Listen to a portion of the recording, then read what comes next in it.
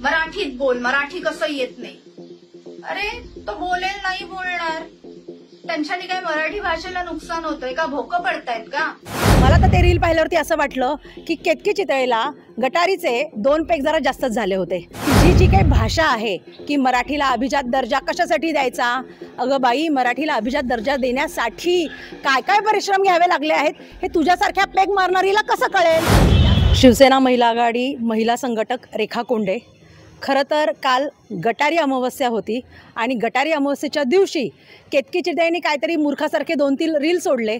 मला तर ते रील पाहिल्यावरती असं वाटलं की केतकी चितळेला गटारीचे 2 पेग जरा जास्तच झाले होते, कारण ज्या पद्धतीने ती मराठीवर बोलत होती, राजसाहेब उद्धव बाळासाहेब ठाकरे यांच्यावरती बोलत होती, त्यानंतर ती सामना या मुखपत्रावरती बोलत होती। सामना मुखपत्रावरती बोलण्यासाठी बाई तुझ्या बापाचाही जन्म झाला नाही तेव्हा सामना मुखपत्र निघालेलं आहे आणि अशावरती तू तुझ्या बुद्धीची जी दरिद्रता दाखवलेली आहे, तुझी जी बुद्धी दिवाळखोरीत निघालेली आहे याचं प्रदर्शन संबंध महाराष्ट्रानं पाहिलेलं आहे। तुझ्यासारख्या मूर्ख बेअक्कल मुलीला आम्ही काडीचीही किंमत देत नाही, कारण तुझी लायकी काय आहे हे तू तुझ्या शब्दातनं दाखवून दिलेलं आहे।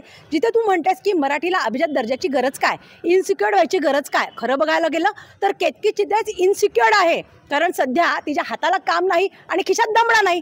त्याच्यामुळं काहीतरी बोलून TRP मिळेल, प्रसिद्धी मिळेल आणि त्या प्रसिद्धीतून कदाचित भोजपुरी किंवा हिंदीमध्ये काहीतरी काम मिळेल, सिरियल मिळेल, साईड रोल मिळेल, एखादे फरशी पुसणाऱ्या बाईचा रोल मिळेल, म्हणून तिने केलेला हा सगळा स्टंट होता।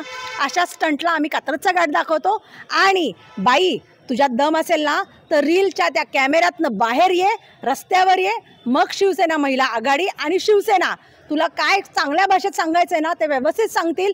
तुझी जी काय बुद्धीची दरिद्रता आहे ती सुद्धा आम्ही पूर्णपणे साफ धुवून काढू आणि ज्या काय तुझ्या गोळ्या चालू आहेत तुझ्या आजारावरती त्या बाई नियमित घे। आईबापालाही तुझ्या सांगणं आहे की बाबारो तुमच्या पोरीला नीट सांभाळा, तिच्या गोळ्या व्यवस्थित तिला द्या आणि जर अतिच आजार वाढला असेल तर तिला हॉस्पिटलमध्ये ॲडमिट करा, त्याचा खर्च शिवसेना द्यायला तयार आहे 100%। ती फक्त शिवसेनेवरतीच का बोलते, ती राजसाहेब ठाकरे आणि उद्धव ठाकरे यांच्यावरच का बोलते, ती बाकीच्यांवरती का बोलत नाही, यातूनच तुम्ही लक्षात घ्या की हिचा बोलवता धणी कोण आहे। मुळातच तिला ह्या बोलण्याचा कोणताच अधिकार नाही आहे, ती अभिनेत्री होण्याच्या लायकीची सुद्धा नाही आहे। एक कुठली ती फडतू सिरियल मिळाली त्याच्यावरनं तिला सेलिब्रिटी ठरवलं, कुठल्या अँगलने ती सेलिब्रिटी आहे, अशी पेताड हलत डुलत ती रील तयार करते आणि वेगवेगळे रील टाकत राहते, त्याला काय किंमत द्यायची आहे। मुळात तिची जी काही भाषा आहे की मराठीला अभिजात दर्जा कशासाठी द्यायचा, अगं बाई मराठीला अभिजात दर्जा देण्यासाठी काय काय परिश्रम घ्यावे लागले आहेत हे तुझ्यासारख्या पेग मारणारीला कसं कळेल। त्यासाठी आधी मराठी भाषा समजून घ्यावी लागेल। आणि राहिला प्रश्न आदित्य साहेब आणि राजसाहेब ठाकरे यांच्या मुलांचा की ते इंग्रजी माध्यमामधनं शिकले, जरी ते इंग्रजी माध्यमातून शिकले असले तर त्यांचं मराठीवरचं प्रेम तसूभरसुद्धा कमी झालं नाही।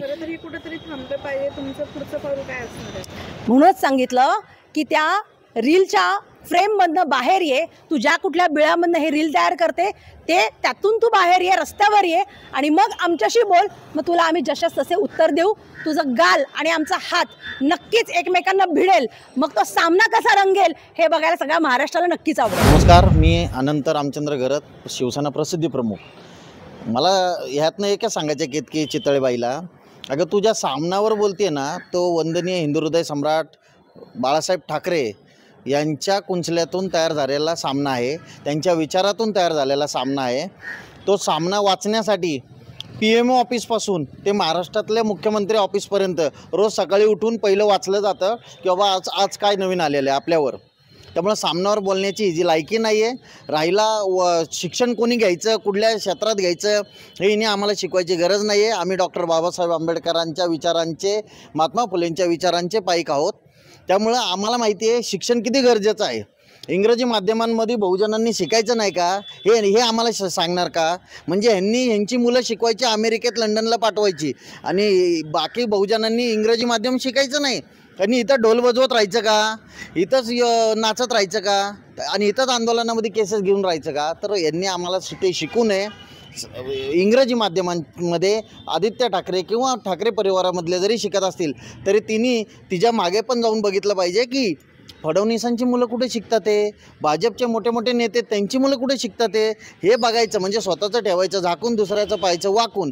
हा जो प्रकार चाललेला आहे ना, हा कुठेतरी थांबला पाहिजे. आणि आत्ताच्या बिहार इलेक्शनकडे किंवा येत्या मुंबई निवडणूक पाहता, पुण्याची निवडणूक पाहता, कुठेतरी हिंदी मतदारांना खुश करण्यासाठी चितळे नावाचं हे नवीन काढलेलं एक पिल्लू आहे आणि याचा आम्ही निषेध करतो.